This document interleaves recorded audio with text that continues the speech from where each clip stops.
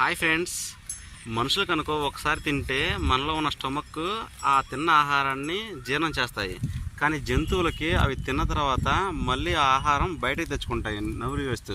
ఇదిగో ఫ్రెండ్స్, మా దూడ చేసే పని ఇదిగో నవ్వురికేస్తుంది. ఇది నవ్వురికేసి ఆహారాన్ని బయటకు తీసుకొని దాన్ని జీర్ణించుకుంటుంది ఫ్రెండ్స్. ఓకే ఫ్రెండ్స్, ఇలాంటి మరిన్ని విషయాలు తెలుసుకోవాలంటే మా ఛానల్ సబ్స్క్రైబ్ చేసుకోండి ఫ్రెండ్స్. Thank you.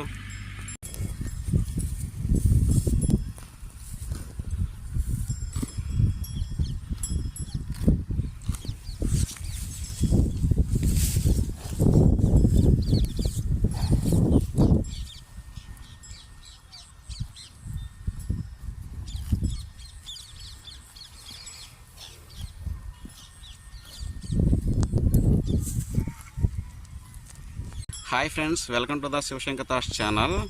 ఇదిగోండి ఫ్రెండ్స్, ఈ దూడ ఉంది కదా, ఈ దూడ ఇప్పటివరకు మేసింది. ఆ మేసిన దాన్ని జీర్ణించుకోవడం కోసం నవ్వురికేస్తుంది.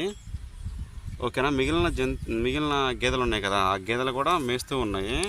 ఈ గ్రీన్ గడ్డి మనుషులు మేస్తే అరగదు, కానీ జంతువులకు అరుగుతుంది. రీజన్ ఏందో తెలుసా ఫ్రెండ్స్? తెలిస్తే కామెంట్ చేయండి. కానీ ఇప్పుడు నేను చెప్తాను, వినండి ఒకసారి.